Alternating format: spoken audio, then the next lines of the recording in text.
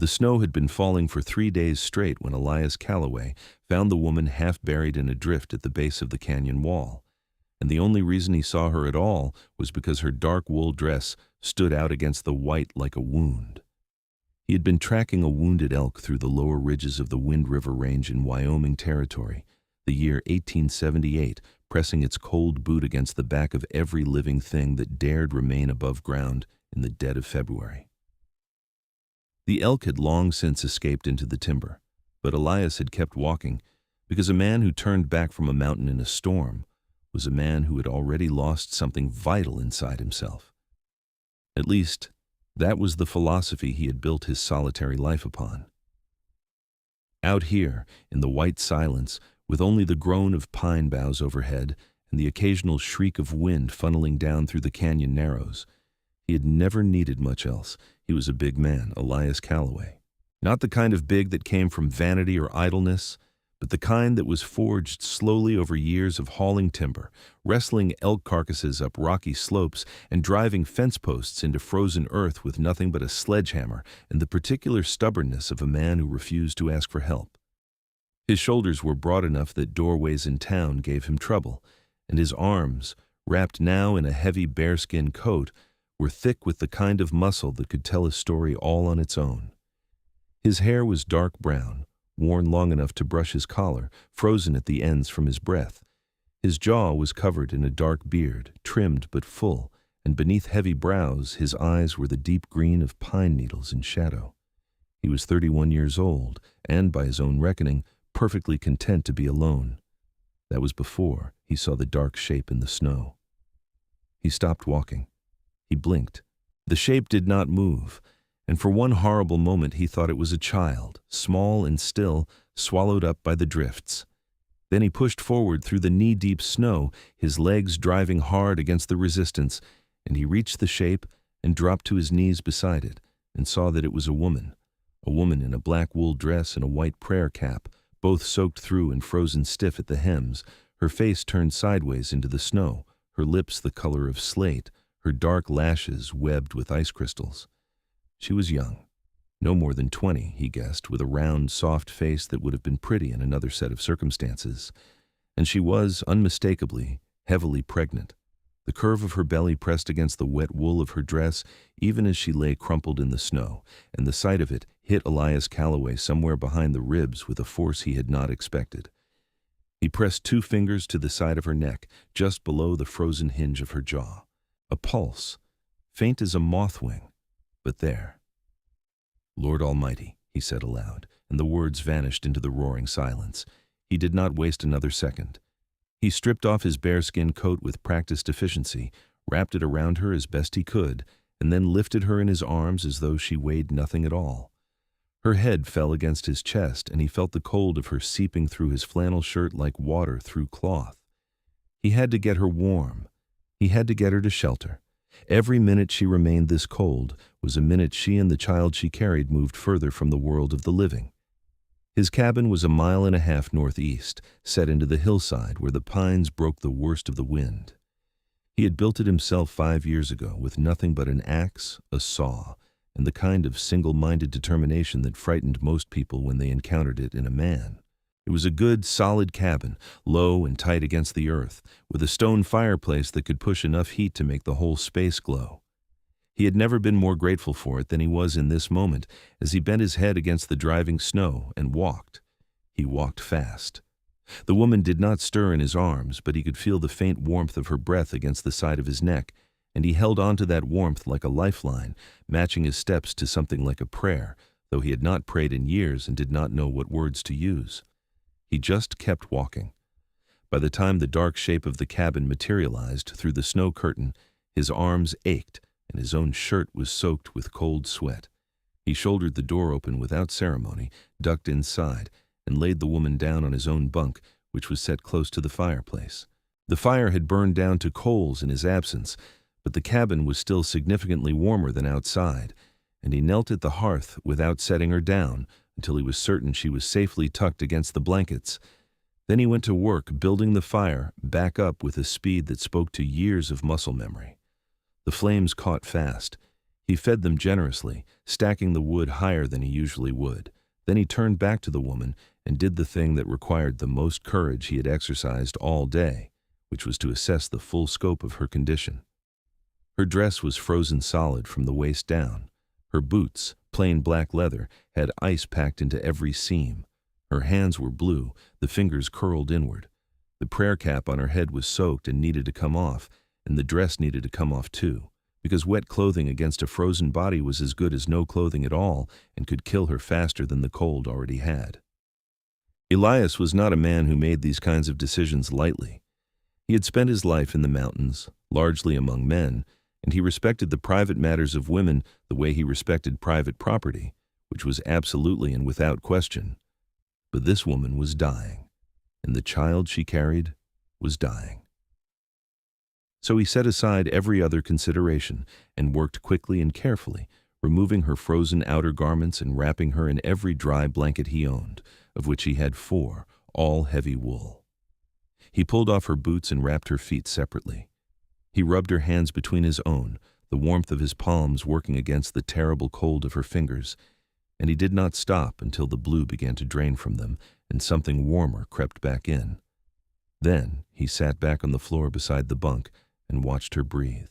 Her name, he would learn later, was Rebekah Yoder, and she was 20 years old, and the story of how she had come to be alone in a snowstorm in the Wind River Range was the kind of story that could break a man's heart if he let it.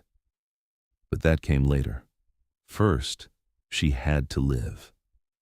The fever came in the night, as Elias had feared it might. A body subjected to that kind of cold often swung to the opposite extreme once warmth was reintroduced, and around midnight she began to shiver so violently that he was afraid she might hurt herself or the baby. He sat on the edge of the bunk and held her hands and talked to her in a low, steady voice, the way he talked to spooked horses, not saying anything in particular, just letting the sound of a human voice work on the frightened animal parts of the brain that understood comfort even when the conscious mind was too far away to process words. She murmured things in her fever that he did not understand at first, broken phrases and fragments that seemed to circle around a name, Jacob, spoken sometimes with longing and sometimes with something that sounded like grief. He filed the name away and kept talking, kept the fire burning, kept the blankets pulled close. Around 3 a.m, the violent shivering eased into something quieter and more regular. Her color came back. The blue left her lips entirely, replaced by a pale pink that was not perfectly healthy but was infinitely better than what he had found in the snow. Her breathing deepened. The fever remained, but it had settled into a steadier burn that he knew how to manage, and he moved the lantern close enough to watch her face without disturbing her, and finally allowed himself to believe she was going to live. He made broth from dried venison and snowmelt water and waited for her to wake. She woke mid-morning when the snow outside had stopped and a hard, cold sun was cutting through the single window of the cabin and laying a bright rectangle of light across the plank floor. Elias was sitting at the table skinning a rabbit he had caught in one of his nearby traps, and he heard the sharp intake of breath that accompanied her return to consciousness before he saw her move. He set down the rabbit and turned. She was sitting up in the bunk, clutching the blankets to her chest with both hands, her dark eyes wide and frantic, scanning the cabin with the terrified alertness of a person who had absolutely no idea where they were. "You are safe," Elias said immediately, keeping his voice level. "You were in the snow. I found you. This is my cabin. My name is Elias Calloway." She stared at him. Her dark hair had come free from whatever arrangement it had been pinned into and fell in a loose, tangled mass over her shoulders. Without the prayer cap, without the rigid structure of her traditional dress, she looked younger and more vulnerable, and the swell of her pregnancy beneath the blankets was even more apparent in this light. "Where am I?" she asked. Her voice was rough from the cold, but her English was clear and precise, each word carefully shaped. He could hear the particular cadence of Pennsylvania Dutch underneath it, the slightly formal construction of someone who had learned English as a secondary language. "Wind River Range," he said. "Wyoming Territory, about 8 miles from the town of Lander, give or take." He nodded toward the window. "Storm broke this morning. You were out in it for at least 3 days by the look of you. Maybe longer." She closed her eyes briefly, and something moved across her face, a shadow of memory, of pain. "Are you hungry?" he asked, because that seemed more useful than pressing her for her story while she was still pale and shaking. She looked at him for a long moment, seeming to take full measure of him, and he let her. He was used to people needing a moment to adjust to the fact of him. He was large in a way that could be alarming at first encounter, and he had learned early that stillness was his best tool in situations requiring trust. He sat still now, his big hands resting open on his knees, and waited. "Yes," she finally said. "I'm very hungry." He brought her the broth and a piece of hardtack and sat back at the table while she ate, giving her what space the small cabin allowed. She ate carefully, deliberately, the way someone ate when they were being careful not to appear desperate, even when they clearly were. When the bowl was empty, she set it on the blanket beside her with both hands and looked at him again. "You're not going to ask me anything?" she said. "I was going to let you decide when you wanted to talk," he said. Something softened in her expression at that. Just slightly, the way ice softens at the very edge of a warm room, not yet melting but beginning to consider it. "My name is Rebekah Yoder," she said. "I'm from a settlement near Ephrata in Pennsylvania, but I've been traveling west for 2 months." She paused. "Alone." Elias absorbed this without visible reaction. A pregnant Amish woman, alone in Wyoming Territory in the dead of February. He had questions. He kept them to himself. "The wagon overturned," she continued, as though the words had been waiting behind a door and were now, tentatively, beginning to come through. "I had a horse and a small covered wagon. The trail I was following became icy and the horse slipped on a downgrade, and the wagon rolled. The horse broke a leg." Her hands, folded in her lap, tightened against each other. "I had to put the horse down. There was a rifle in the wagon. I'd learned to use it before I left." She said this last part with a kind of quiet, defiant dignity that he found himself respecting enormously. "And then the snow came." "How long ago?" 3 days, perhaps 4. I'm not certain." She looked down at her hands. "I walked in what I believed was the direction of the nearest town, but the storm was very bad, and I became lost." "You did well," he said, and he meant it without qualification. Most men would not have survived what she described. "The nearest town is Lander, like I said. We can get you there once the weather holds and I can arrange safe passage." She looked up at him quickly, and in her eyes he saw something complicated, something that was not quite the relief he expected. Something more like fear wearing relief as a disguise. "I am not certain I want to go to a town," she said. He leaned forward in his chair, elbows on his knees, and considered her carefully. "Is there someone who might be looking for you in a way that concerns you?" She was quiet for a moment. Outside, the wind moved through the pine trees with a sound like distant water. "My husband," she said at last, "my former husband. Among our community, a husband cannot be former. But I have left him, and there are those who would say I have no right to do so." There it was then. The name Jacob, spoken in the fever. Elias sat back in his chair and said nothing, but the things he felt were not small or easily categorized. "What I did was considered a transgression," she went on, and her voice was steady, but only just. "To leave the community, to leave a husband, even one who—" She stopped, closed her mouth, opened it again. "I'm going to Denver. I have a cousin there. She left 10 years ago and has built a life, and she told me in a letter that if I ever needed to come, I could come." She looked at him directly. "I did not know winter would come this fast or this hard." "Colorado," he said. "That's a long way from here." "Yes," she agreed. "The pass through the mountains will be closed until March, maybe April." Something flickered in her expression. She pressed one hand against the curve of her belly, a gesture that was half protective and half something else, something that looked like quiet determination. "Then I will wait," she said. He looked at her for a long moment. He looked at the fire. He looked at the small, tight space of his cabin, which he had built for one person, specifically himself, and which had never held another living soul overnight since its construction. "You can stay here," he said, "until the pass clears. It is not much, but it is warm and it is safe, and whatever else you need, I can get it from Lander on my next supply run." She looked at him with those dark, serious eyes, and he could see her turning the offer over, weighing it against every other option she had, which were precisely none. "You do not know me," she said. "No," he agreed. "I'm carrying another man's child." "I can see that. And yet you offer me shelter." He shrugged one heavy shoulder. "You were dying in my snow. It seems to me that puts me in a particular kind of obligation." For the first time since she had woken, something that might have been the beginning of a smile moved across her mouth. It did not fully arrive, not yet, but it was there at the edge of her expression, tentative as a bird at the lip of a bird bath.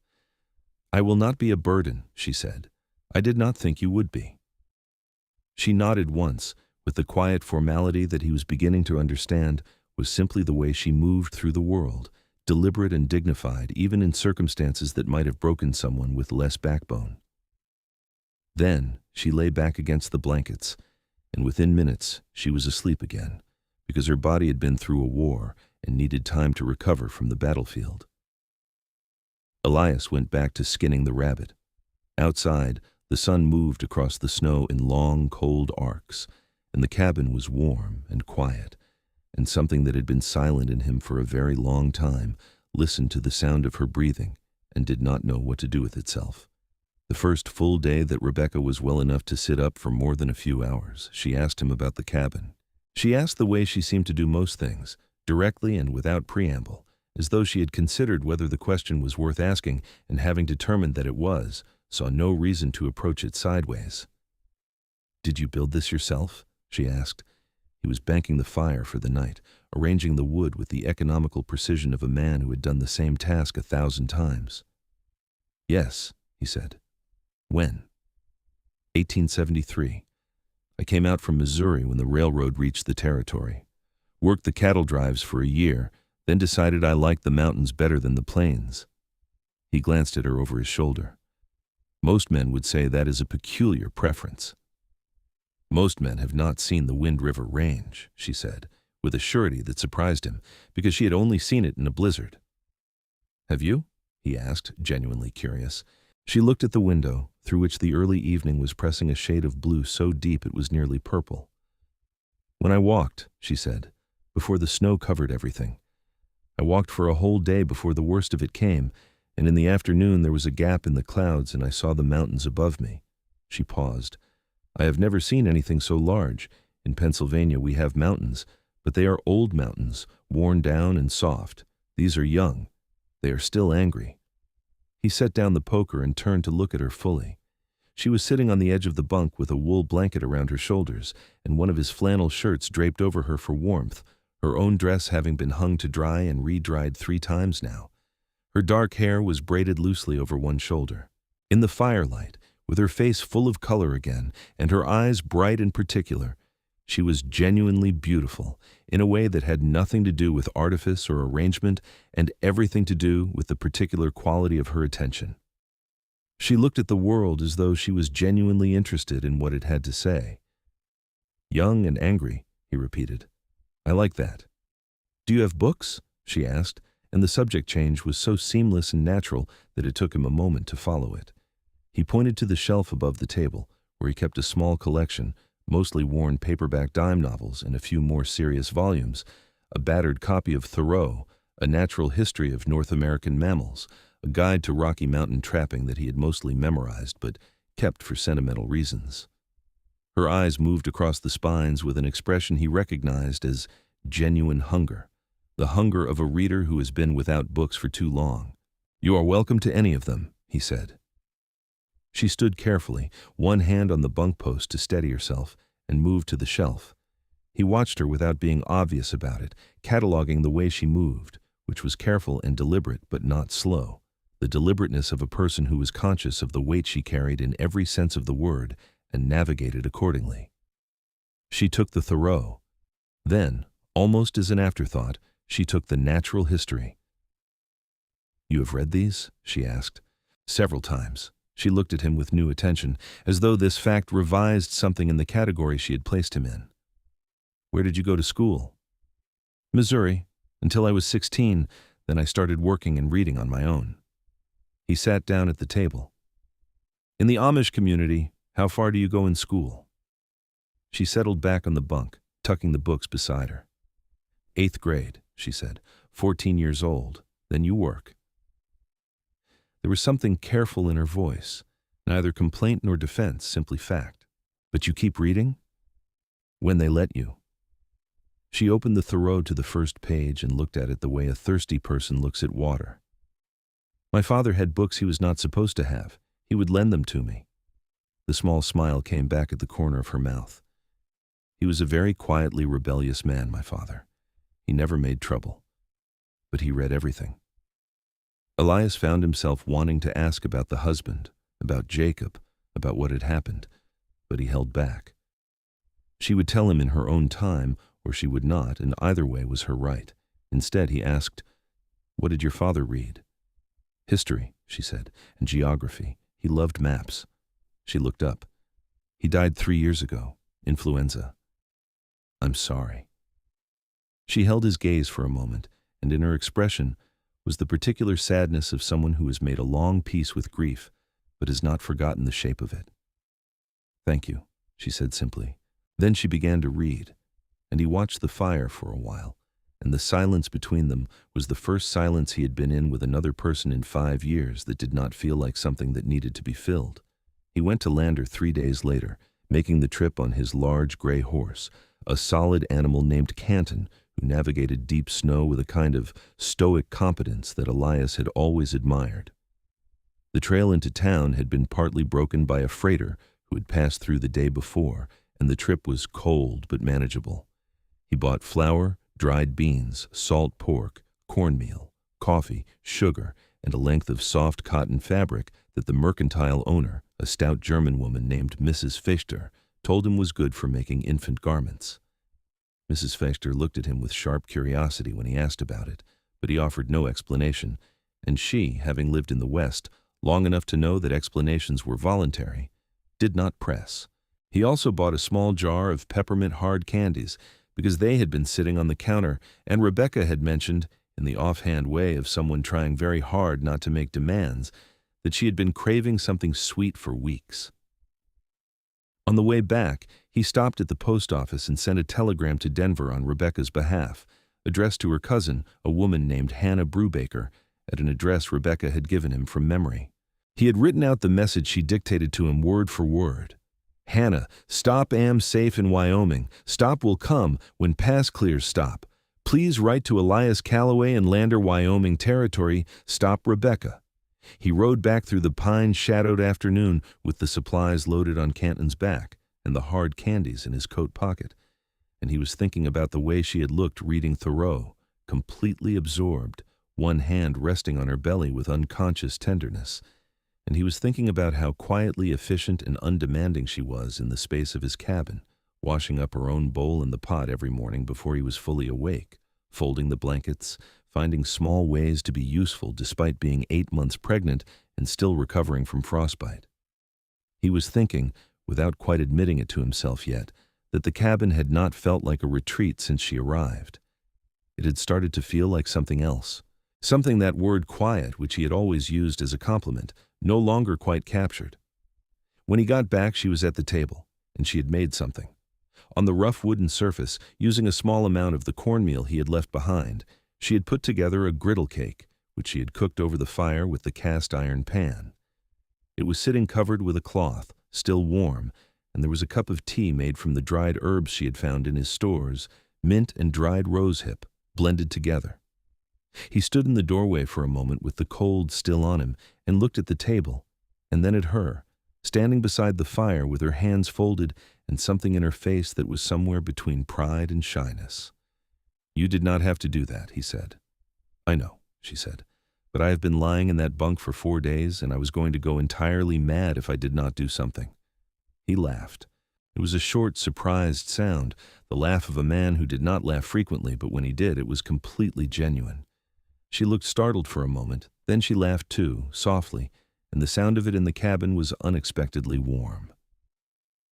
He brought in the supplies and set them on the table, and she went through them with quiet efficiency, organizing and storing things while he unsaddled Canton and got the horse settled in the small lean-to stable he had built against the cabin's north wall. When he came back in, She had found the fabric and was holding it with both hands, looking at it with an expression he did not have a name for, something vast and layered that lived in the territory between joy and sorrow.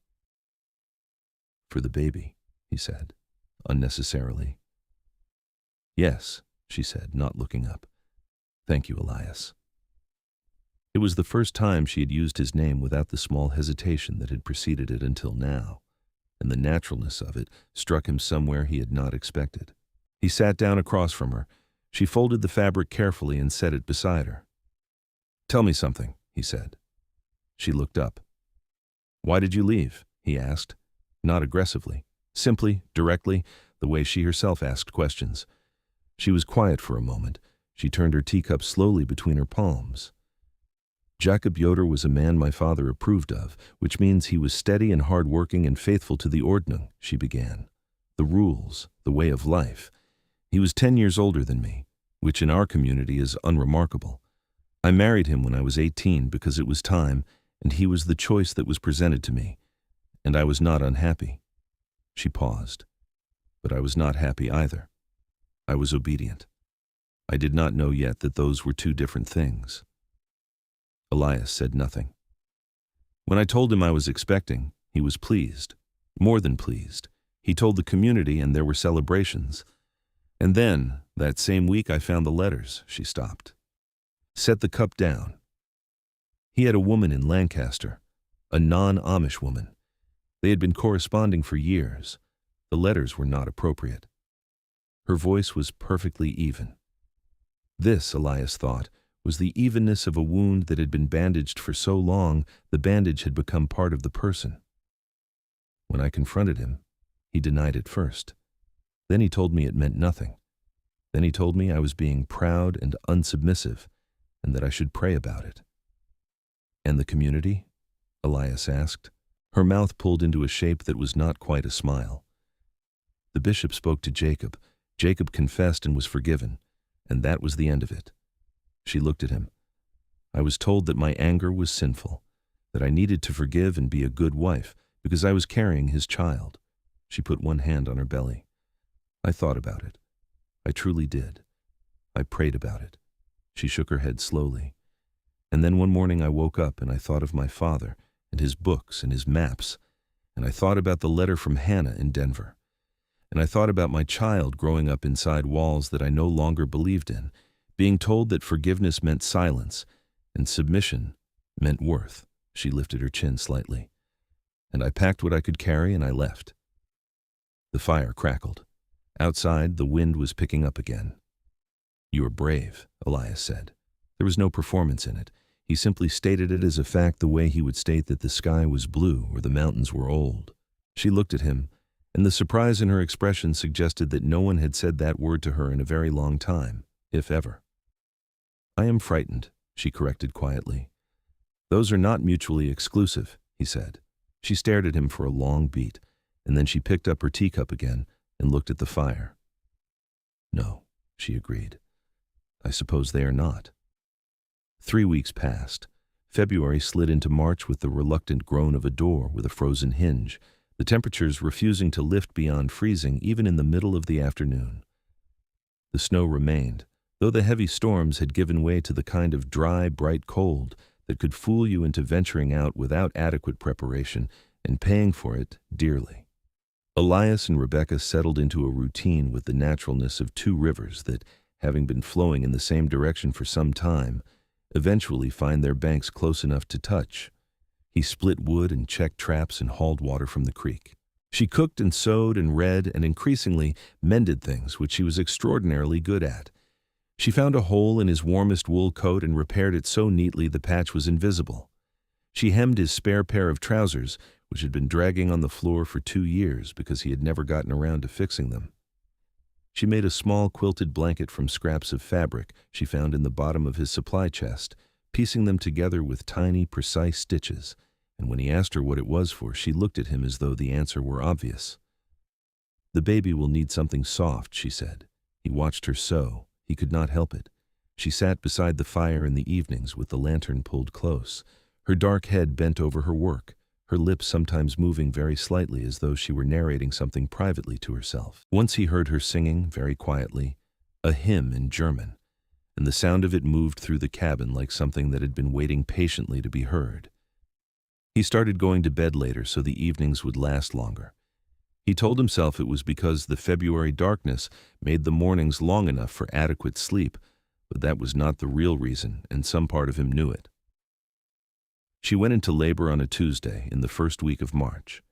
It happened in the early morning, before dawn, and the first he knew of it was when she knocked on the wall beside the bunk, because the cabin had no rooms and she did not want to wake him by calling his name.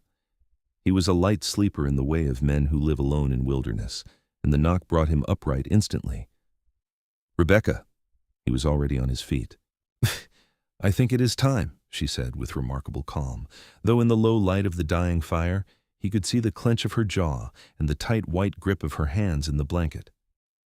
"It has been coming since midnight. I did not want to wake you until I was certain." "You should have woken me immediately," he said, and the words came out rougher than he intended, rougher because they were freighted with something that was not anger, but felt adjacent to it, the particular agitation of a man who has just discovered that someone he cares about has been suffering alone while he slept 10 feet away. "I was managing," she said. "I can see that," he said, "but you do not have to manage alone." She looked at him for a moment in the ember light, and something shifted in her face, something letting go. He built up the fire fast and high. He boiled water.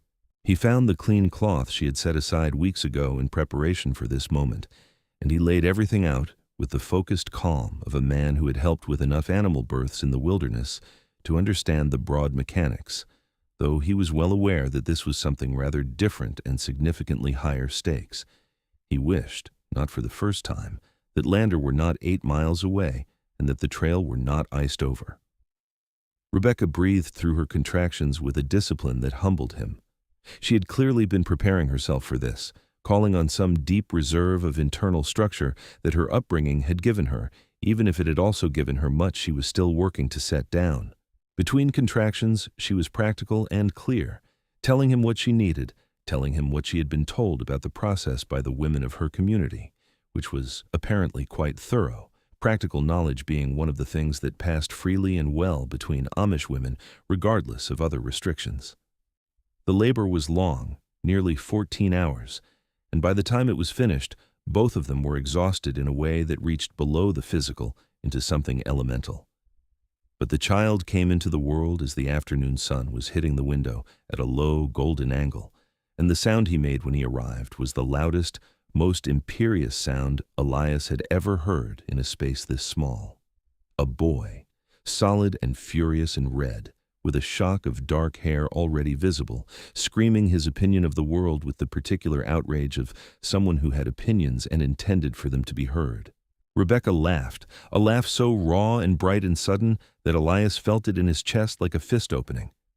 "He is angry," she said, breathless, holding the cleaned, wrapped infant against her chest. "He gets that from his mother," Elias said, and then realized what he had said and looked at her to see if it landed wrong. She looked up at him with that brilliant, tear-bright laugh still on her face. "Yes," she agreed. "I think he probably does."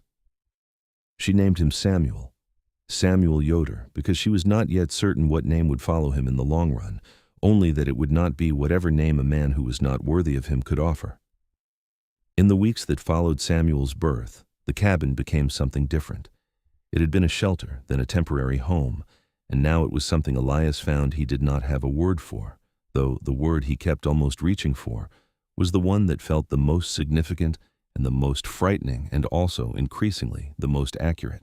Samuel was a substantial baby, healthy and opinionated, who nursed well and slept in unpredictable but enthusiastic intervals, and had from the very first day a way of looking at Elias with wide, unfocused dark eyes that made Elias feel, absurdly, examined. He had never spent much time around infants. He had not known they were so present, so entirely themselves, so immediately and uncomplicatedly responsive to the quality of attention around them. He found himself doing things he had not anticipated doing, like getting up in the dark when Samuel cried to hand him to Rebekah so she did not have to fully wake, or building a small cradle from pine scraps and rawhide lashing, which took him 3 days of evenings, and which he presented to Rebekah with the slightly gruff diffidence of a man who was unused to being seen doing something tender. She ran her fingers over the smooth wood and did not say anything for a moment, and then she looked at him with eyes that were very full. "Thaz?" "Thank you," she said, and the two words carried more weight than most speeches. The reply from Hannah came in the second week of March, brought by a freighter who passed through from Lander and who, being acquainted with Elias, thought nothing of leaving a folded letter tucked under the door. Rebekah read it twice, then handed it to him without speaking. He read it. Hannah was well. She was living in Denver, working as a seamstress, and married to a man named Thomas Brubaker, who ran a dry goods store. She was overjoyed to hear from Rebekah.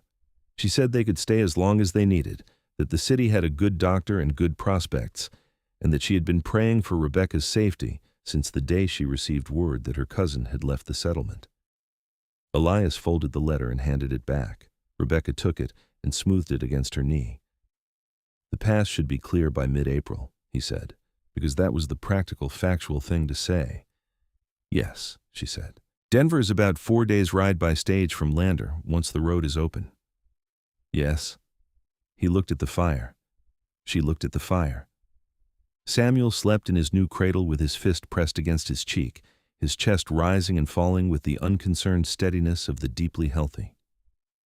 "Elias," she said. "Yes." "Do you want me to stay?" The question arrived without warning, despite the fact that he had been in some unacknowledged chamber of his thoughts, preparing for it for weeks. He looked at her then, fully, the way he had been careful not to look at her too directly or too long, because he was not a man who was practiced at hiding what he felt, and he had not been certain until this moment that he had a right to feel it. "Yes," he said. She held his gaze. In her expression was something careful and serious, and also, underneath that, unmistakably warm. "I do not know what I believe anymore," she said carefully, "about God or community or what a right life looks like. I know what I am leaving. I'm not yet certain what I'm going toward." "That seems reasonable," he said. "I have a son who is 3 weeks old, and I am in a mountain cabin in Wyoming Territory, and I have nowhere fixed to be." She paused. "But I would like to understand who you are, not just the man who found me in the snow, the whole of you." Something moved through him at that, slow and warm, like water finding the deepest channel in a stream bed. "I'm not particularly complicated," he said. "I disagree," she said. "You built a cradle for a child who is not yours. You rode to Lander and sent a telegram without being asked and brought home peppermint candy." She tilted her head slightly. "You go to bed later now than you did when I first arrived. I notice these things." He felt heat come up the back of his neck in a way that had nothing to do with the fire. "I notice things too," he said after a moment. "Do you?" she said, not quite a question. "You sing when you think I am outside," he said. "You put the books back exactly where you found them because you think that is what I would want, even though I have never asked you to. You talked to Samuel in German when you were nursing him in the night, telling him about Pennsylvania, about your father's maps." He paused. "You are more yourself at sundown than at any other time of day. Something settles in you then." She was very still, watching him. "I notice," he said simply. The silence that followed was the kind that does not need to be broken because it is already saying everything. "Then I will stay a while longer," she said finally, "and we will see who we are to each other." "That seems fair," he said. They did not rush toward anything. That was the thing about it, what made it real rather than convenient or desperate or born of proximity and winter and the ordinary magic of gratitude. They were slow about it the way mountains are slow, grinding forward in inches, but with a force that was absolute and irreversible. In late March, the snow began to ease. The temperature climbed by degrees that were small individually and enormous collectively, and the creek, which had been locked under ice since December, began to whisper, and then to speak, and then to shout, running fast and cold and joyful over its stones. Elias took Rebekah and Samuel outside for the first time on a Thursday afternoon when the sun was strong enough to feel it on the face, and she stood in the clearing in front of the cabin with Samuel held against her chest inside her coat and looked up at the ridgeline where the snow was melting off the dark rock faces in long silver threads, and her expression was the expression of someone who has been inside their own fear for a very long time and has just stepped out of it into the light. He stood beside her, not touching her, just present. She reached out and took his hand. His fingers closed around hers. Her hand was small inside his and warm, and she did not look at him when she did it, only kept looking at the mountain. And he kept looking at the mountain too, and neither of them said anything because nothing needed to be said. April came with mud and birdsong and the particular wild urgency of a landscape returning to itself after a long illness. The elk moved through the lower meadows in the early mornings, and the aspen on the south-facing hillsides put out their first tentative leaves, pale green and trembling in the slightest wind. Elias checked his trap lines and hunted and brought home venison and elk, and once a fine fat beaver whose pelt he cured and stretched on the cabin wall. He had a regular circuit of trade with 2 other trappers in the range and a contract with a fur merchant in Lander, and his life had an order and a sufficiency to it that he had always considered complete. He understood now that it had been sufficient, but not complete. The distinction was not small. Rebekah taught herself to make butter from the goat's milk, produced by the small, extraordinarily opinionated nanny goat he kept for that purpose, learning by observation and trial, and one spectacular error that coated the front of her dress and the side of the cabin wall and sent Samuel into a fit of gurgling laughter from his cradle. She planted a kitchen garden in the plot Elias had never bothered with behind the cabin, working in slow, careful stages around her recovery, putting in seeds for beans and squash, and, with great ceremony, a single row of the herbs she had grown up with: thyme, rosemary, mint. She made the cabin smell different, not worse, just different, warmer somehow, as though something that had been only function was beginning to include something else. She also told him, in the matter-of-fact way she had, that she would like to learn to shoot. He looked at her for a moment. She looked back, that particular tilt of her chin that meant she had already decided and was simply informing him. "All right," he said. He taught her with his spare rifle, a Winchester 1873 that was lighter than his primary and had a good clean action. She was an excellent student, patient and precise, entirely without the flinching tendency he had seen in people who had not grown up with firearms. Within 2 weeks, she could hit a tin can at 50 yards 4 times out of 5, which he told her honestly was better than most men he had known. "I will need to be able to protect Samuel," she said, lowering the rifle with the careful habit he had drilled into her, "if you are not here." The simplicity of her reasoning, the completeness of her practicality, did something to him that he could not have articulated but felt acutely. "I intend to always be here," he said. She looked at him with those serious dark eyes. "Elias," she said, "the mountain does not ask for permission." He knew she was right. He also knew that the sentence she had just spoken, with its gentle, unflinching acknowledgement of the nature of the world they lived in, was one of the most deeply true things anyone had ever said to him. "No," he said, "it does not." "So I will learn to shoot," she said, and loaded the rifle again. The question of Jacob Yoder came up again in the middle of April, when a rider came through the range looking for a woman matching Rebekah's description. Elias was out checking the upper trap line when the man arrived, and it was Rebekah who answered the door with Samuel on her hip and the rifle visible on the rack by the door, which she had positioned carefully before she opened it. The rider was a hired man from the look of him, weathered and incurious, holding a folded paper that he said was a letter from a congregation elder in Pennsylvania. He did not know what was in it. He had been paid to deliver it to a Rebekah Yoder if he found her. He had been checking settlements in larger towns for weeks, he said, and someone in Lander had directed him up toward the range. She took the letter. She thanked the man with cool courtesy. She did not tell him whether she was who he was looking for, and he was either too professional or too disinterested to press. He turned his horse and rode back down the hill. When Elias got back, she was sitting at the table with the letter open in front of her and Samuel asleep in his cradle, and her hands were folded over the letter in the still, controlled way she held herself when she was working through something difficult. "From the elder?" he asked, setting down his pack. "From Jacob," she said, "written through the elder. He did not write directly." She looked at the letter. "He wants me to come home. He says the child will need a father in a community. He says he forgives me." She said the last sentence with a flatness that contained entire mountainsides of compressed feeling. Elias sat down across from her. He said nothing, because there was nothing useful he could say yet. This was her to decide. "He says if I do not return, there will be a formal declaration," she continued, "a shunning. I will be entirely cut off from all members of the community, including my mother's family." She was quiet. "My mother died when I was 12, but I have aunts, cousins." "Does the shunning affect your ability to be here?" he asked. "Legally, practically." "No," she said. "It means nothing outside the community.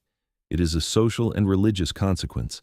Inside the community, I would be treated as though I do not exist. No one would speak to me or eat with me or do business with me." She paused. "If I stayed entirely away, it makes no practical difference, but it closes a door. Is the door one you want to keep open?" She looked at the letter for a long time. Then she folded it, slowly and precisely, along its original creases. "No," she said. "The door opened onto a room that was too small for the person I was becoming." She set the folded letter on the table. "I have not believed in the Ordnung as an absolute since I was 17, and I have only now admitted it fully." She looked up at him. "Is that a terrible thing to say?" "No," he said, without hesitation. "It is honest." "I still believe in God," she said. "I still believe in community and hard work and simplicity. But I do not believe that obedience to rules made by men is the same as faithfulness to God. And I do not believe that my silence was ever the same thing as my consent." He nodded. "I am going to write back," she said. "I am going to tell them that I am safe and that I will not be returning, and that Samuel will be raised well and loved and free." She straightened in her chair. "And then I am done with it. Do you want me to take the letter to Lander?"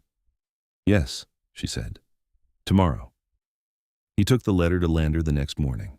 He also, on a separate piece of paper, consulted with the territorial judge who held court in Lander twice a month, a gruff but fair man named Judge Elmore, who had a reputation for applying the law with pragmatic common sense in cases that involved the complicated personal arrangements of frontier life. Elias asked, plainly and without ornamentation, what the legal standing of a woman who had left an Amish religious marriage was in Wyoming Territory. Judge Elmore told him, with the directness Elias appreciated, that Wyoming Territory's laws regarding marriage were civil laws, not religious ones, and that a religious ceremony conducted in Pennsylvania had limited practical authority in Wyoming Territory. He also mentioned, with a sideways glance, that Wyoming Territory had granted women the right to vote in 1869, a fact that made it one of the most progressive territories in the country in certain respects, and that a woman had the full right under territorial law to establish herself independently, own property, and make legal decisions for herself and her children without the involvement of a husband, particularly one in another state. Elias filed this information carefully away. Then he rode back up the mountain. What happened on the ride back, in the cold blue afternoon with the snow melting off the trail in runnels that reflected the sky, was that Elias Calloway understood, with the clarity that sometimes comes only from distance and motion, that he was in love with Rebekah Yoder. Not in the tentative, half-formed way that proximity and circumstance could generate, but in the deep, whole, permanent way that rearranges the interior architecture of a person. He was in love with her intelligence and her stubbornness and her courage, and the way she talked to Samuel in German at night. He was in love with the way she had looked standing in the clearing with the mountain above her, and her hand finding his without looking. He was in love with the particular sound of her laugh, which was rare and therefore precious, and the way she read books like she was engaged in a personal argument with the author that she fully intended to win. He was also aware that he was a 31-year-old mountain man with a cabin full of bear fur and rabbit pelts, and a table he had built himself from a pine tree, and that she was 20 years old and had just survived the collapse of everything she had known and was in the delicate, vital process of building a new self from the materials she had been collecting her entire life, and that the last thing in the world he wanted to do was crowd that process or make it about his own feelings before she had finished becoming whoever she was becoming. So he said nothing. He rode back up the mountain and helped her cook supper and held Samuel while she ate, because Samuel had recently discovered that he could make interesting sounds with his mouth if he practiced, and the practicing was vigorous and concentrated, and having him occupied meant Rebekah could eat a meal with both hands, which Elias had noticed she rarely managed otherwise. But she noticed things. She had told him she noticed things, and she was not a person who left noticed things sitting without examination. She asked him, on an evening in late April, when the window was open for the first time since November, and the smell of pine and mud and snowmelt was coming through it on the night breeze, whether he was happy. He was surprised enough by the directness of the question that he answered it directly without thinking about it first. "Happier than I have been in a long time," he said. She was sitting across the table from him with Samuel, now 7 weeks old and deeply interested in the fringe of her shawl, in her lap. She looked at Elias steadily. "I am too," she said, "which I did not expect to be so soon, which I feel uncertain about in ways I'm still sorting through." "You do not have to be certain about anything on anyone else's schedule," he said. "I know," she said. "That is partly what makes it complicated." She shifted Samuel on her knee, and he grabbed the fringe and held it with triumphant concentration. "If I had been certain before, I would never have left, and if I had never left, I would not be here." She looked at the open window, then back at him. "Certainty and safety are not the same thing. I know that now." "No," he agreed. "But I think I am beginning to know what I want," she said. She said it carefully, looking at him without looking away, and the steadiness of her gaze was its own kind of declaration. "Is that so?" he said. His voice was very even. Inside him, something was very not even. "I think I want to stay," she said. "Not in Denver, not anywhere else." She looked around the cabin, at the fireplace and the books on the shelf, and the cradle he had built and the herbs she had started in small pots on the windowsill, waiting to go into the garden. "Here, with you," she looked at him, "if that is something you want." He leaned forward across the table. He took her free hand, the one not holding Samuel, and held it between both of his the way he had held her frozen hands that first night, except that now the warmth was entirely mutual and entirely voluntary. "Rebekah," he said. "Yes," she said. "It is very much something I want." The smile that came then was not the tentative edge-of-the-face smile she had been offering him since she woke up in his cabin. It was the whole thing, broad and bright and entirely unguarded, and it changed her face from pretty to radiant with the completeness of the sun coming out from behind a ridge. Samuel, as if in editorial comment, gurgled loudly and shoved the entire fringe of her shawl into his mouth.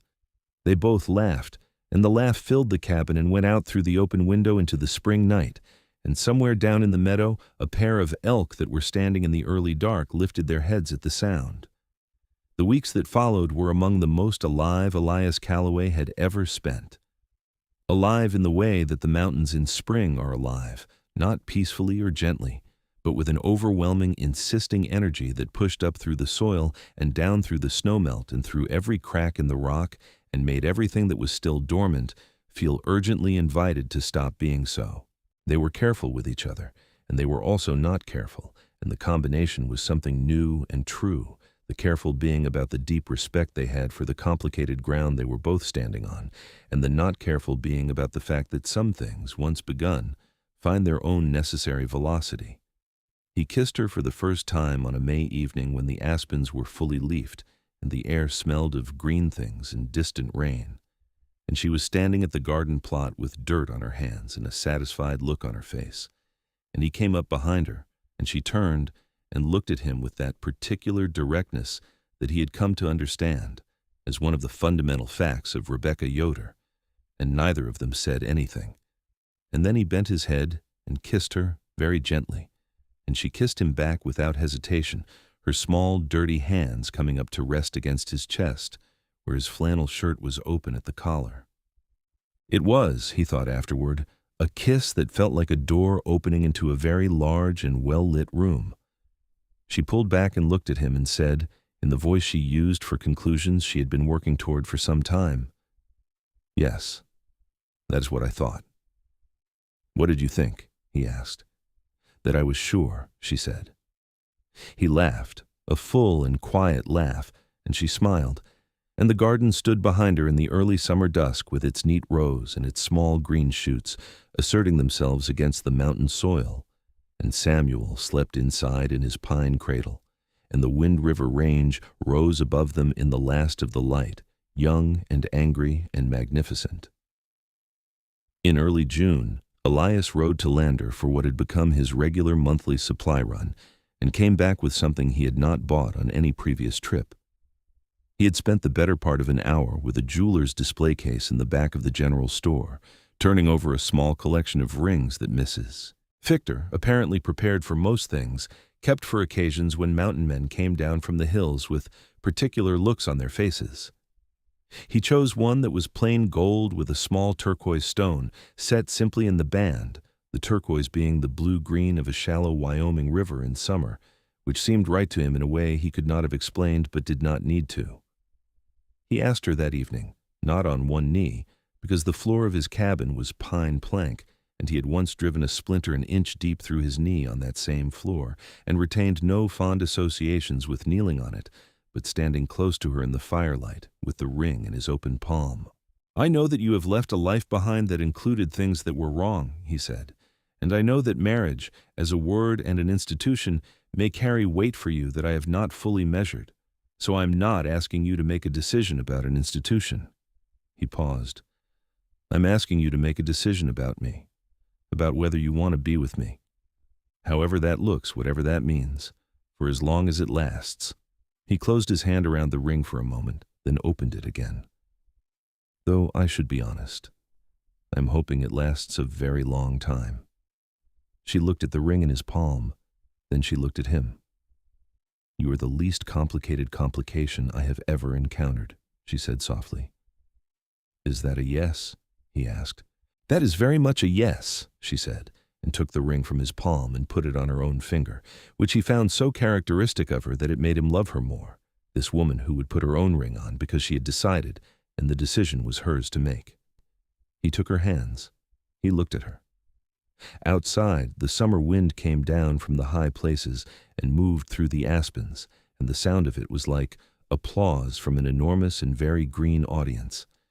They were married in Lander in July, at the small non-denominational church that served the population of the territory, who wanted ceremony without excessive denomination. It was a plain, honest service conducted by a minister named Reverend Aldgate, who had a neat gray beard and a straightforward manner that Rebekah, after meeting him twice in preparation for the ceremony, declared satisfactory. She wore a dress she had made herself from fabric bought at the general store, a simple blue that was not exactly traditional, but was exactly right for the woman who wore it. Her dark hair was pinned up but not covered, the first time she had been to a ceremony without a prayer cap, and the small turquoise ring was on her finger beside the new gold wedding band Elias placed there, when Reverend Aldgate nodded at the appropriate moment. Samuel attended in Elias's arms, dressed in a tiny garment Rebekah had sewn from the cotton fabric Elias had brought home all those months ago, and he slept through the entire ceremony and did not wake until the signing of the register, at which point he woke with his full and dedicated opinion about something, and the church echoed with it, and the handful of people who had come to witness, including Mrs. Victor and a trapper friend of Elias's named Pete Holloway, who smelled of wood smoke, and sincerely congratulated both of them with a handshake that lasted too long, laughed warmly. Outside the church in the July sun, with the blue sky overhead so wide it looked like something that had made itself up, Rebekah stood beside Elias and looked up at him and said, "Elias Calloway." "Rebekah Calloway," he said, trying the name. "I like it," she said. "It sounds like something that was always going to happen." He put his arm around her and pulled her close against his side, and she tilted her head and leaned into him with Samuel between them, one small, determined hand gripping the front of Elias's wedding shirt. The summer was golden and long and full of work and pleasure in the proportions that made up a good mountain life. Elias extended the cabin, adding a second room off the back for a bedroom, which he built from scratch in 6 weeks of evenings and weekends, and one long, continuous 4-day effort that left him with sawdust in his beard and a deep satisfaction he could not have manufactured any other way. Rebekah kept the garden and helped with the smoking and curing of meat, and learned, with the methodical determination she applied to everything, how to read the sky and the behavior of animals for weather prediction, which Elias had spent 10 years learning, and which she absorbed in one winter with a speed that impressed even him. She wrote to her cousin Hannah in Denver, a long letter this time, telling her everything. Hannah wrote back with joy and warmth and an invitation to visit any time, and the correspondence between them became a regular thread connecting the two women across the mountains, a thin but strong line of family across the great empty western geography. Samuel grew with the concentrated urgency of a child who has very specific plans and is already working on them. By fall, he was sitting up independently and conducting elaborate one-sided conversations with the cabin cat, a large orange animal that had appeared one day from the timber and decided to stay, which Rebekah had named Luther, and which had an extremely high opinion of itself that Samuel seemed to find entirely credible. By winter he was pulling himself upright on every available surface and surveying his territory with the particular proprietary satisfaction of a person who knows that the world is very large and intends to become acquainted with all of it. Elias watched him and felt things he had not known he was capable of feeling. He had not grown up in a particularly demonstrative family. His father had been a good man who worked hard and spoke plainly, and showed love through provision and action, which was a language Elias understood and had inherited. But Samuel, who was not his by blood and was entirely his in every other way, had introduced him to a different kind of feeling, the kind that did not translate into provision or action, but simply existed, large and warm and completely unconditional. And Elias walked around with it inside him the way you walk around with something very precious that you are being careful not to drop.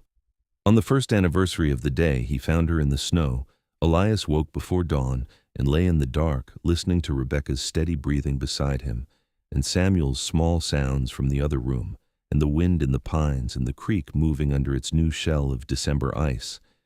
And he thought about the man he had been a year ago, walking alone through the storm with his rifle and his comfortable certainty that he needed nothing more than what he had. He had been wrong in the most magnificent possible way. He made breakfast while she still slept, the full production, venison hash with dried onion, and a cast-iron pan of cornbread, and coffee so strong and good it could reorganize a person's entire internal weather. And when she came out of the bedroom with Samuel on her hip and her dark hair loose and her face still soft from sleep, she stopped in the doorway and looked at the table, and then at him and said, "What is the occasion?" "A year ago today," he said. She looked at him for a moment. Then she set Samuel down on the floor and crossed the room and put both arms around him, pressing her face against his chest, and he held her the way he had carried her through the snow, with everything he had and nothing held back. "I was dying," she said, her voice muffled by his shirt. "You were," he agreed. "And now I am not," she said. "No," he said. "You are very much not." She lifted her face and kissed him, and Samuel, sitting on the floor with one of Elias's boots, looked up at them with calm approval, and then went back to the very important business of the boot. The winter of 1879 was hard, but they were prepared for it. Elias had laid in more stores than ever before, and had cut and stacked enough firewood to heat 3 cabins through 3 winters, a project Rebekah had teased him about in September when the stacks were taller than the roofline and he was still cutting. "You are building a fortress of wood," she said, standing in the door with her arms crossed and the afternoon sun behind her. "I have more to protect now," he said, without looking up from the axe. She had been quiet for a moment after that. Then she went inside and came out a little while later with 2 cups of coffee and sat on the chopping block and handed him one. And they sat in the autumn sun together and said nothing, and the mountains were very tall above them, young and still slightly angry, though perhaps less so than they had been before. In the spring of 1880, Rebekah told him she was expecting again. He was at the table cleaning his rifle when she told him, coming in from outside with the particular directness she used when she had been holding something for long enough and was now ready to set it down. He set the rifle aside and looked at her. "Are you happy about it?" she asked. He stood up. He was, as always, very large in the small space of the cabin, his head very close to the low beams, his shoulders filling the light from the window behind him. He crossed the room in 2 steps and took her face in his hands, those big, calloused, careful hands, and looked at her with everything he was in his eyes. "Rebekah," he said. "Yes," she said. "I'm so happy about it that I do not have the right words." She covered his hands with hers. "Then do not use words," she said. He kissed her, and outside, Samuel, who was 14 months old, and had recently mastered walking and was applying this new skill to everything with tremendous enthusiasm, could be heard narrating his progress around the yard to the highly indifferent Luther, who was apparently the audience he required. The second baby came in November of 1880, in the same cabin, in the same bunk that had been moved now into the front room as a daybed since the bedroom had been added. This time, there was no crisis, no emergency. Elias had arranged months in advance for a midwife from Lander, a calm and experienced woman named Mrs. Voss, who arrived 2 days before the birth and departed 3 days after, and declared both mother and baby entirely healthy and the father adequately calm for a mountain man, which she said as though it were a particular category with specific behavioral expectations. The baby was a boy, which Elias had not expected to feel as moved by as he was, looking at this second small, opinionated person who arrived in the world with the same apparent agenda as his brother, which was to be heard and accounted for. They named him Thomas, after Rebekah's father's name in its anglicized form, the original having been Thaddeus, which she said was too much name for a small person to carry until he had grown into it. Thomas Elias Calloway, which felt, when Elias wrote it in the family Bible, he had bought for the purpose, and which sat now on the shelf beside the Thoreau and the Natural History, like a sentence that was grammatically correct in every possible way. Samuel, who was by then 20 months old and had opinions about most things, greeted his brother with the forensic intensity of a small scientist encountering a new subject, and spent the first 3 days of Thomas's life at close range, examining him from every available angle and reporting his findings to Luther with scientific gravity. In the years that followed, the Calloway cabin, which had been a one-room retreat built for solitude, expanded in stages that told the story of the family growing within it. A porch was added, then a second outbuilding, then a proper barn when Elias acquired 2 good horses, a milk cow, and 6 chickens who shared the same opinion of themselves as Luther the cat, and had apparently formed an alliance with him on that basis. The kitchen garden grew and then expanded, and the herbs Rebekah had planted in small pots on the windowsill now occupied an entire bed beside the house. She began teaching school. It happened organically, in the way of many things in the territory, out of need rather than design. There were 4 other families within a few miles by 1882, all of them with children, and the nearest school was in Lander, 8 miles away, which was not practical in winter. Rebekah started with Samuel and the 2 older children from the Holloway family, Pete's brood, using the cabin table and whatever books were available, and within a year she had 7 students and a schedule and a reputation as a teacher who was both rigorous and kind, which was the same combination of things she told Elias one evening that her father had been. Elias watched her teach sometimes, standing in the doorway or moving quietly past, and the sight of her at the head of the table with the children arranged around her, their faces turned up with the bright, receptive attention of young minds encountering something interesting, gave him a satisfaction that had its roots in the deepest place in him, the place that had recognized her from the very first moment as something essential. She had become, in the years since the snow, something even larger than the person he had first understood her to be. She had become herself, fully and without apology, the Rebekah Calloway of the Wind River Range, who taught school and shot accurately and read everything and talked to her sons in German when she was tired or very happy, who put up enough pickled beans in summer to feed a small army, and who had opinions about territorial politics that she expressed clearly and directly in the company of anyone who was prepared to listen. Wyoming Territory was still, in 1882, a place in the process of deciding what it was.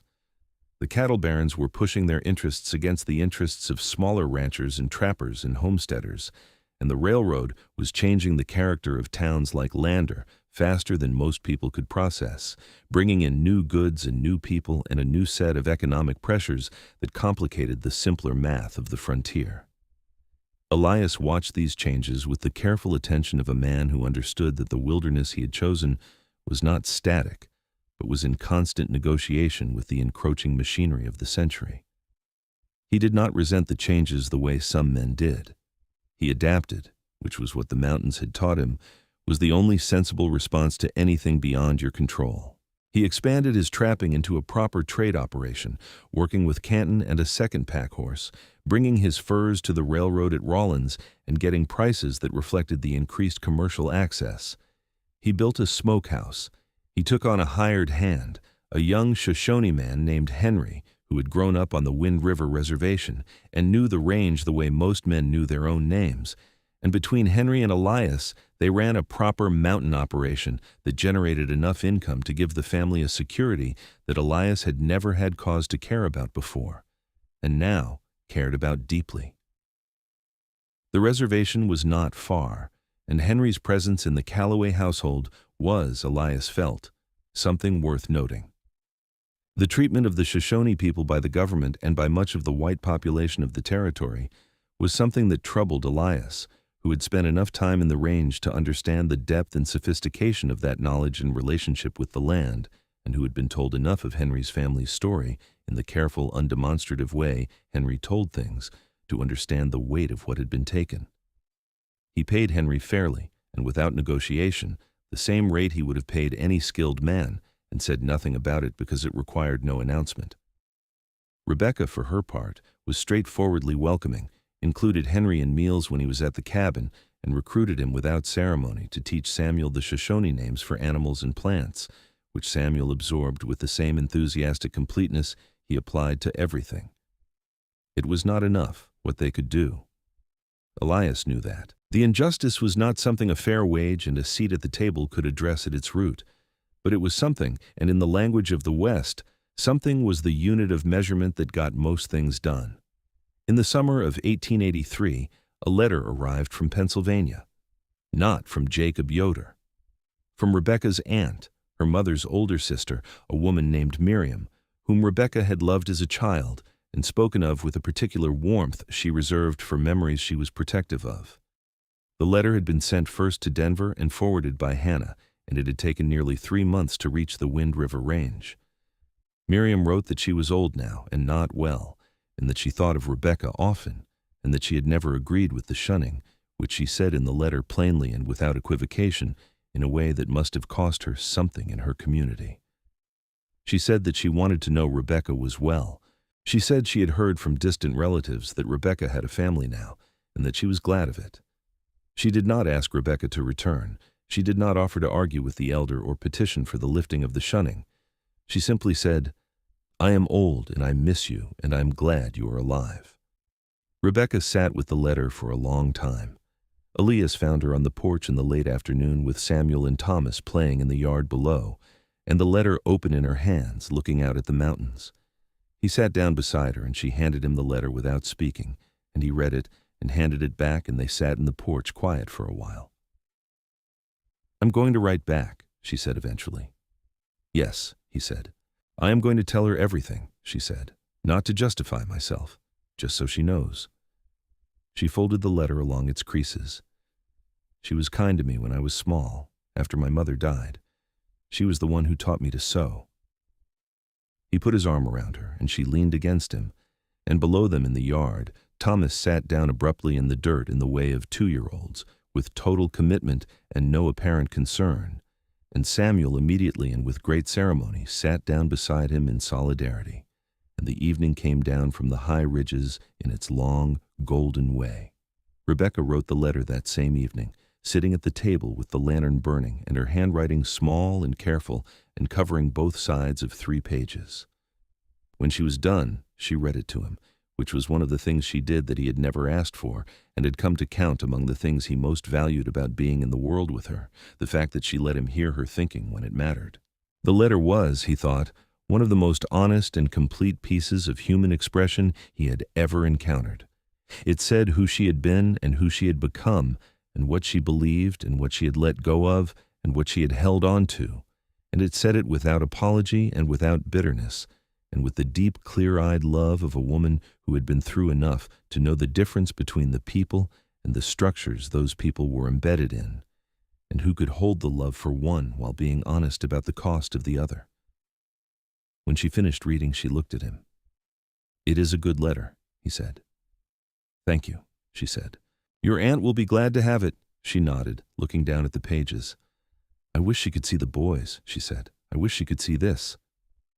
She gestured around the warm, fire-lit room, the books on the shelf, the dried herbs hanging from the low beams, the crayon drawings Samuel had been producing in the past months, tacked to the wall beside the window. "She will see it in the letter," he said. "It is not the same as here," she said. "No," he agreed, "but it is something." She sealed the letter, and he took it to Lander in the morning.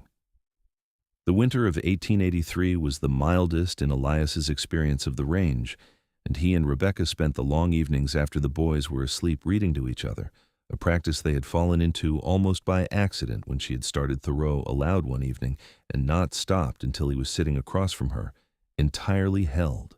They took turns, chapter for chapter, moving through everything on the shelf and supplementing it with new volumes he brought from Lander or ordered through the general store from the publisher's catalog that Mrs. Fichter kept on her counter.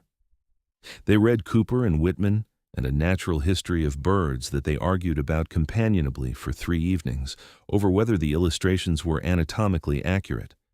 They read somewhat provocatively for a mountain cabin in Wyoming Territory in 1883, a copy of John Stuart Mill's essay on the subjection of women, which Rebekah encountered in the catalog, and requested with such quiet purpose that Elias felt the weight of that request and ordered 2 copies so she could lend one. She did lend it to a woman in the valley named Clara Jessup, who had recently arrived from the East with her husband and 3 daughters, and who came to Rebekah's school sessions and stayed afterward to talk. Clara had opinions, large and unguarded, and she and Rebekah together in the same room produced a kind of energy that made Elias think of those summer storms that build on the ridges and come down the mountain trailing lightning. He found it extraordinary and a little bit terrifying in the best possible way. By the spring of 1884, Samuel was 5 years old and attending Rebekah's school sessions with a seriousness that slightly alarmed Elias and deeply gratified her. Thomas was 3 and had recently developed an intense and unwavering interest in the horses, spending every available hour with them in the barn with a single-mindedness that reminded Elias of himself at the same age, when the Missouri River had held that same grip on his attention. Henry was teaching Thomas the names of the horses in Shoshone, and Thomas was teaching them back to his brother, and the barn had acquired a pleasant multilingual quality that Elias felt said something good about the general direction of things.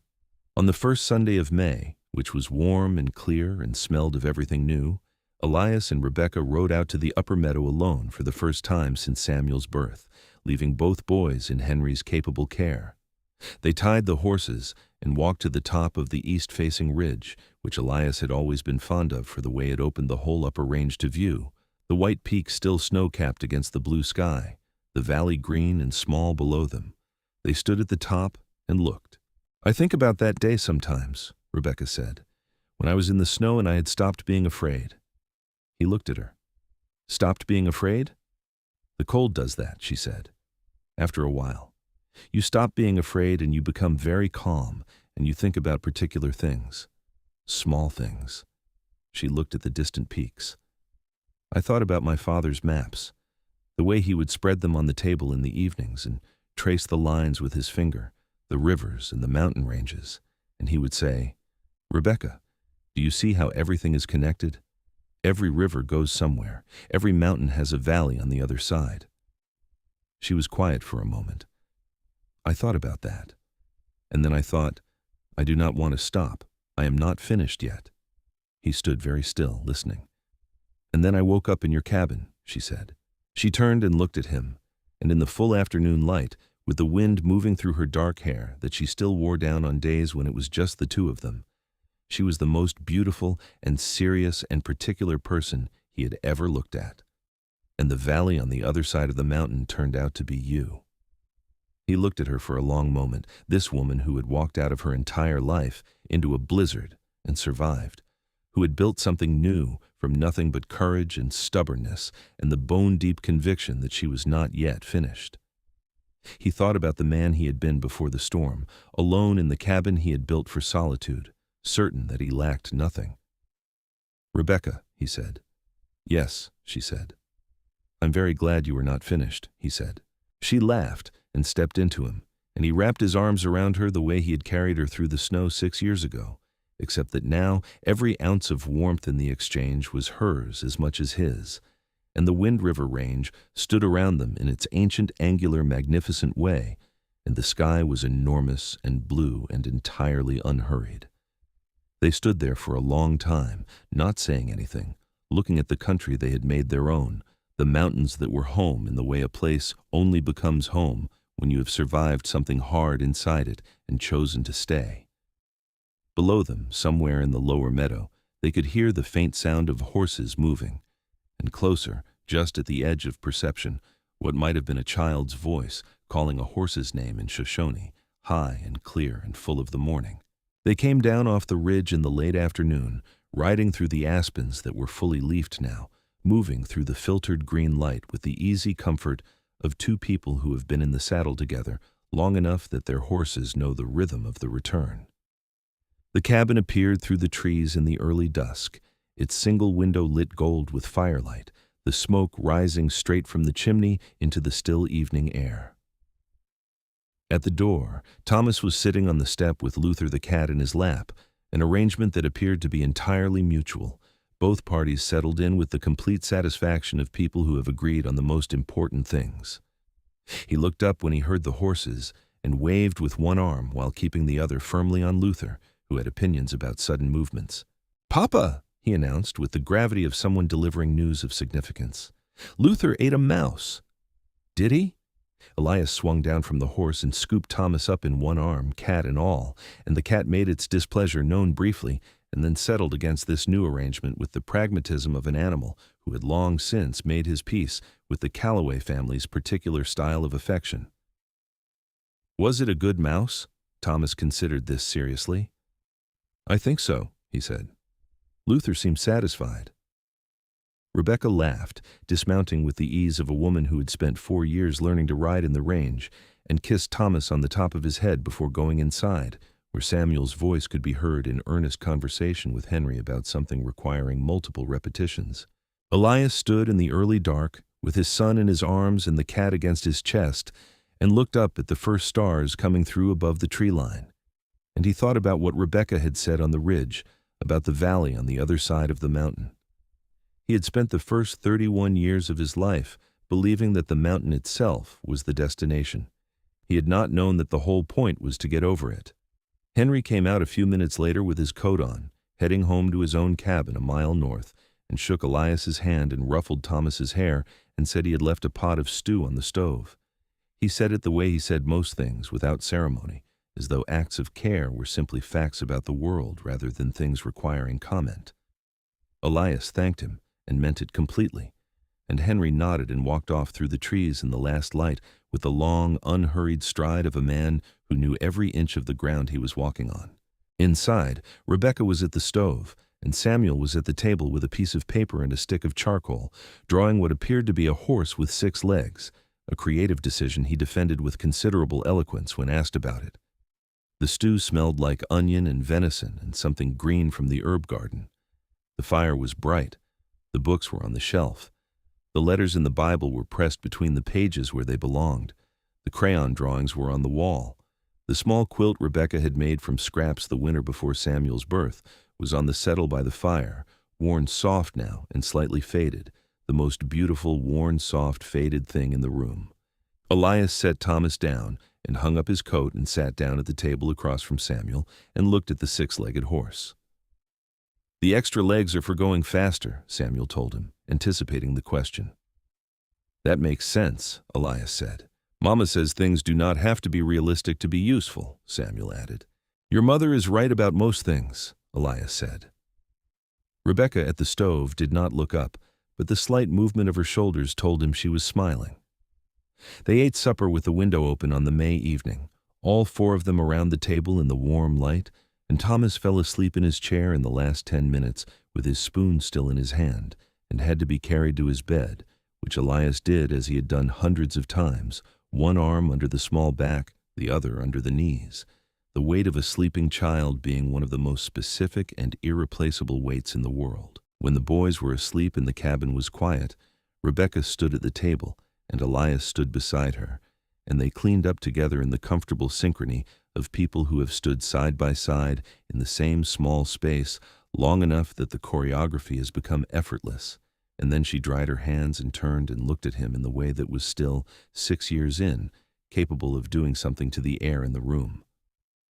"We are all right, Elias," she said. It was not a question. "We are entirely all right," he said. She came to him and he held her, and the fire settled and the night came fully down over the Wind River Range, and the stars were out in their thousands above the mountains, and in the yard the horses stood in the warm dark of the barn, and the garden was growing in the invisible earth, and everything that had been broken was, in the particular way of wild things, healed. They stood like that for a long time, and then she said something in German, very quietly, the way she spoke to the boys when she wanted to say something that came from the oldest and most true part of her. And though he had picked up enough over the years to follow most of what she said, he did not need the translation for this one, because it was one of the first things she had taught him, early on, when the snow was still outside and Samuel was still only a possibility and the fire was the whole world. It meant, "You are where I am safe." He pressed his lips to her hair and said it back, in English, because his tongue did not have the German, but his heart had the meaning entirely. "You are where I am safe," he said. And outside, the mountains held their ground in the dark, enormous and permanent and entirely indifferent to everything except the fact of themselves, which was exactly as it should be, because some things in the world do not need to mean anything beyond what they are, and the Wind River Range in the Wyoming night was one of them, and the woman in his arms was another, and the life they had made together in this high, cold, beautiful place was the third. Samuel Elias Calloway grew up to be a man who loved books and horses in equal measure, and who became, in time, a school teacher himself in Lander, marrying a blacksmith's daughter named Ruth, and raising 3 children of his own in the valley his mother had walked into from the snow. Thomas William Calloway became the horseman his childhood had promised, working eventually as a trail foreman for a cattle outfit, and becoming known across 2 territories for his skill and his fairness and his unusual fluency in 3 languages, the English and German of his family and the Shoshone he had learned in a barn from a man who had given it to him freely. Elias and Rebekah lived in the cabin by the ridge for the rest of their long lives, adding to it room by room as the years required, keeping always the original single room at the center with the fireplace and the pine table and the shelf of books, which grew until it covered an entire wall, and the Bible with the letters pressed inside, and the small worn quilt, and the 2 cups that always sat together on the shelf above the stove. Rebekah's Aunt Miriam wrote back one final letter the year before she died, and in it she said that she had shown Rebekah's letters to Rebekah's mother's grave, which was a thing she had been doing since Rebekah left, reading the letters aloud in the churchyard on Sundays, because she said she did not believe that the dead were entirely gone, and she thought Rebekah's mother would want to know. She enclosed, in the envelope, a small pressed flower from the churchyard, a dried blue forget-me-not that had gone the color of the sky in a daguerreotype, pale and precise. Rebekah pressed it in the Bible beside the wedding record and did not say anything about it for a long time. And then one evening she told Elias about it, and he listened in the particular way he had always listened to her, completely and without interruption. And when she finished, he said nothing for a moment and then said, "Your mother knew." "How do you mean?" she asked. "She knew you would be all right," he said. "The same way I knew, the moment you woke up and asked if you could read my books." She looked at him. "You knew that first day?" "I knew that first day," he confirmed, with the plain, unembellished certainty of a man who had spent his whole life reading the truth off the face of the wilderness and recognized it in any form it took. She reached across the table and covered his hand with hers, the turquoise ring bright in the firelight, and the years settled around them like good, familiar weather. And in the rooms beyond the door, the sounds of an ordinary evening went on, children's voices and horses in the barn, and the creek running over its stones, and the mountains stood above it all in the last light, young and slightly angry and entirely, magnificently alive.